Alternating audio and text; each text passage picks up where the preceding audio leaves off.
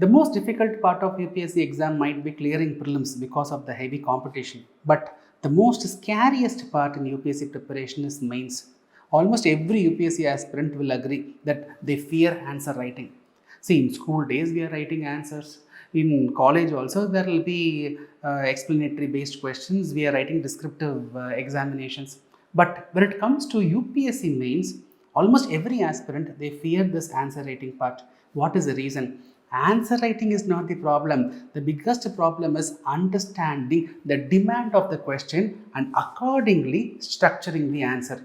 See, if you look at UPSC answers, two important points to be noted. One is the structure, the next one is the content.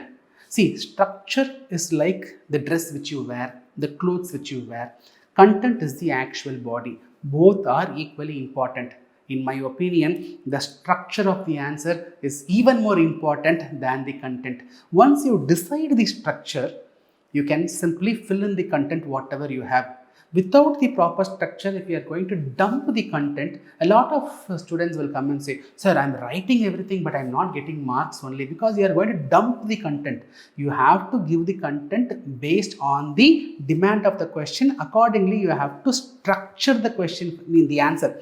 You have to understand the demand of the question and structure the answer and then put the content in it. So, just dumping content will not fetch you mark. You have to finalize the structure and according to that structure, you have to put the content.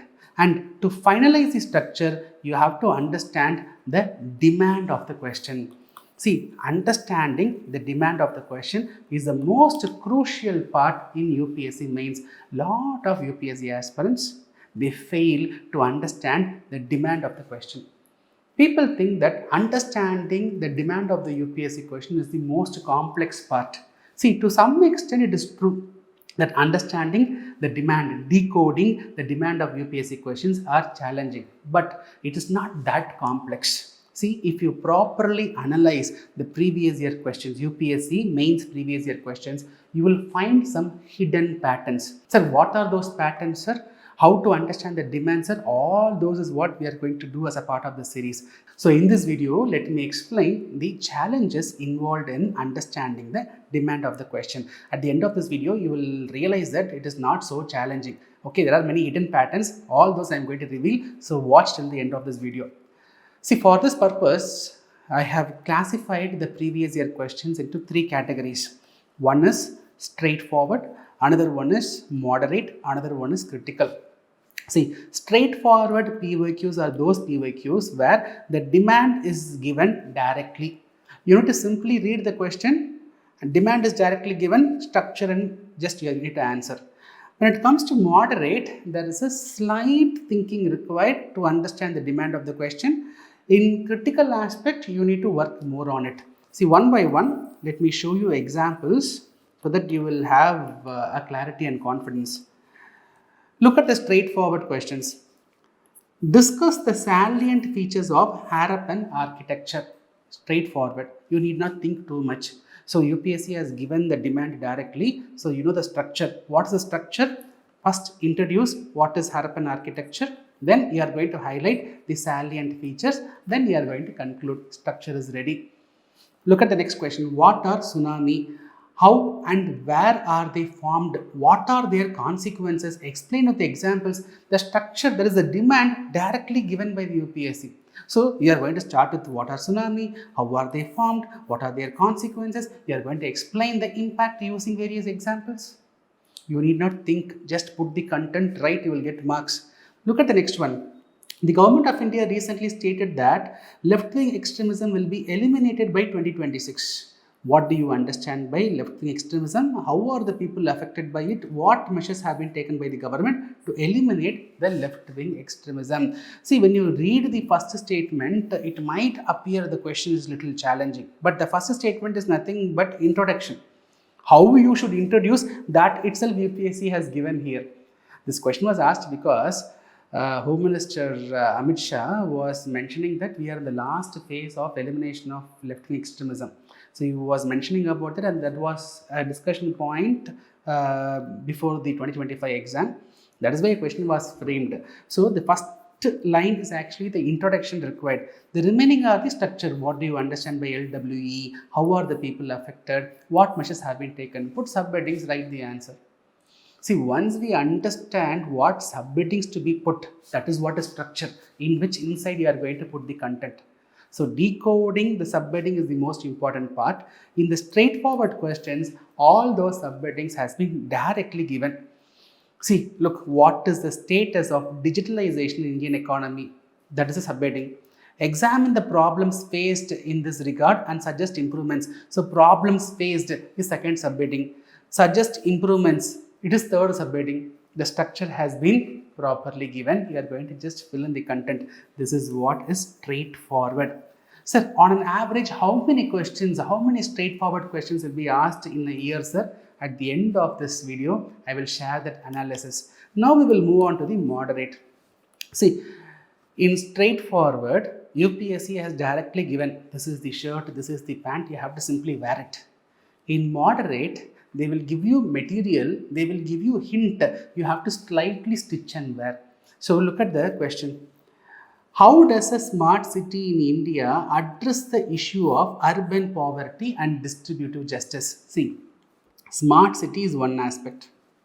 How it is going to address the issue of urban poverty is another aspect, distributive justice is another aspect. So smart city is given, issue of urban poverty is given, distributive justice is given. Now how we are going to link this smart city with issues of urban poverty, smart city with distributive justice. So this linking, so cloth materials has been given, clue has been given, you have to stitch it. This is moderate. Look at the next question. Women's social capital complements in advancing empowerment and gender equity. So women's social capital is one aspect, advancing empowerment is another aspect, gender equity is another aspect. So here it's again about linking. You are going to link women's social capital in advancing empowerment, in ensuring gender equity. So some dimensions will be given, some directions will be given. The link part which you have to do. But if you take the straightforward questions, everything they will give, simply write the content. So here directions will be given, material will be given. Material is what? Social capital is material, empowerment is material, gender equity is material. You have to link and write, that's all. We'll take the next question. Distinguish between the HDI and IHDI with special reference to India. This is easy. We are going to distinguish, compare and distinguish. Next part. Why is the IHDI considered a better indicator of inclusive growth? So IHDI is one aspect, inclusive growth is another aspect. IHDI linking it with inclusive growth, that is what makes these questions into moderate category. See, how far was the Industrial Revolution in England responsible for the decline of handicrafts and cottage industry in India? Industrial Revolution is one aspect, decline of handicrafts and cottage industry is another aspect, linking these two is another aspect. So if you just go through all the questions, if you want to go through fifth question also, right to privacy is intrinsic to life and personal liberty and is inherently protected in Article 21. Okay, right to privacy is one aspect. You have to explain this. In this reference, discuss the law relating to DNA testing of a child in the womb to establish its paternity. Article 21, right to privacy is one aspect. Here, the test of paternity is another aspect. Whether it is in conflict, that you have to link and write. So, if you take the moderate questions, UPSC will give you the material, you have to simply stitch and write. In the straightforward question, UPSC will give you the final clothes only, you have to simply wear. Now, coming to the critical part, the third category. Here, you have to collect the material, you have to stitch and you have to wear. So, decoding is what is very, very important. That is what is making this critical questions very challenging. Look at the question. Does tribal development in India center around two axes? Those of displacement and of rehabilitation. Give your opinion. So, when we read these kind of questions only, we will be directionless and clueless. What they are trying to ask, how we have to structure, how to put subdimensions. That is what is making it critical. But if you read it 2 to 3 times slowly, you will understand what they are trying to highlight. See, does tribal development in India, we should know what is tribal development, what means UPS mean the government takes for tribal development. Does tribal development is centering around those of displaced and of rehabilitation? Give your opinion. So here simply government, they are taking measures towards tribal development. Whether that deals with displacement and of rehabilitation, one side in the name of development, there is displacement of tribes. Another side, those displaced tribes has to be taken care, so government is providing rehabilitation. Whether the development is centered around displacement and rehabilitation, do you agree? What is your opinion? That is what they are asking. So here, some level of deciphering is required. So once we decipher, we will be getting the structure and we can write the answer. Look at the next one. With the waning of globalization, post-Cold War world is becoming a site of sovereign nationalism. Elucidate. Statement-based questions. Again, if you read 2 to 3 times, you will understand what is the demand. With the waning of globalization, the globalization's relevance is getting lost. One side, the relevance of globalization is getting lost. Post-World War world is becoming a site of sovereign nationalism. The countries are focusing on their nation's interest than having a global cooperation. They are focusing on nation interest. Explain. So the statement has to be made simplified by you. Once you simplify, you will get to know the material, then link, and you are going to write the content. The growth of cabinet system has practically resulted in the marginalization of parliamentary supremacy.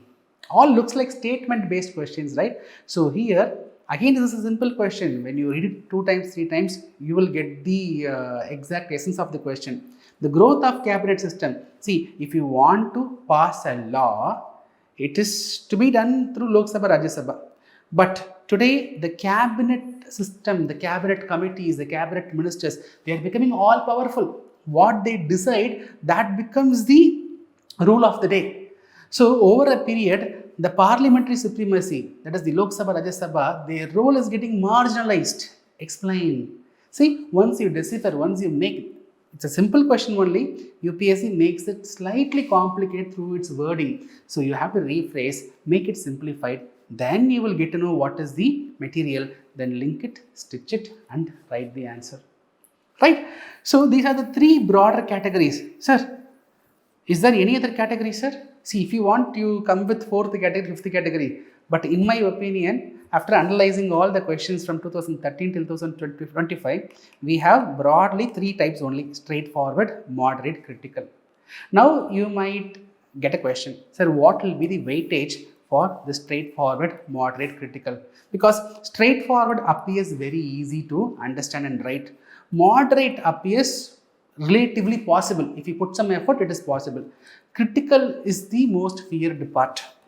Now, we will look at the reality, how UPSC is giving distribution for these categories. Look at the 2025 mains. We have analyzed only GS 1, 2, 3. Ethics, we will have different analysis because it will not fit in this category. If you take GS 1, 2 and 3, out of 60 questions in 2025 mains, almost 41.7% of questions were straightforward. Almost 38.3% questions were moderate. Almost 20% were coming under critical category. That means 80% of the questions is coming from straightforward and moderate only. That to 41% is coming from straightforward only. The critical questions, only in 2025, the weightage for critical questions increased.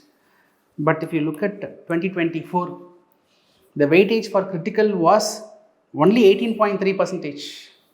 Out of 60 questions, only 11 questions were asked. If you look at straightforward, almost 43.3%. If you take moderate, 38.3%, almost you get more than 80%. 80 to 83% of the questions is coming from the straightforward and moderate category only. Same if you take 2023, you get similar analysis. If you take 2022, you will get similar analysis. So what we have to know, see, So what we have to know is the straightforward and moderate, this is what dominates. Critical questions, it will be around 15%. The remaining 85% will come from straightforward and moderate. So understanding the demand of the question is not that challenging.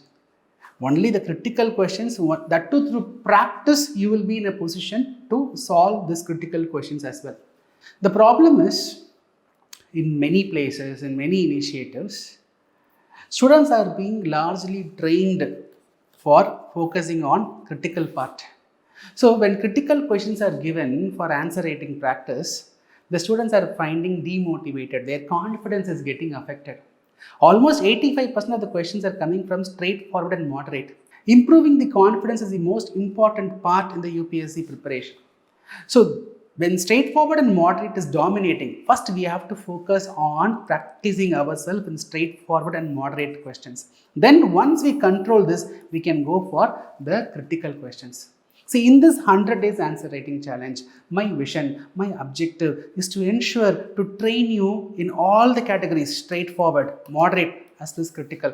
After finishing this 100 days of training, you should not fear UPSC mains.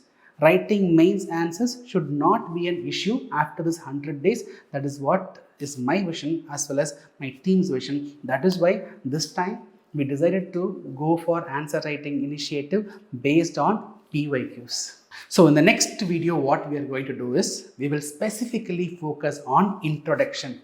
Like how we have classified the questions into 3 categories, we have classified introduction also into different categories. What are those categories? How to understand which should be the introduction, how to introduce, all those things we will discuss in the next video. I hope the video was useful, and I'm very sure this initiative is going to be very, very useful in your mains preparation. Kindly share the initiative with many of your friends. Let every UPSC aspirant get benefited.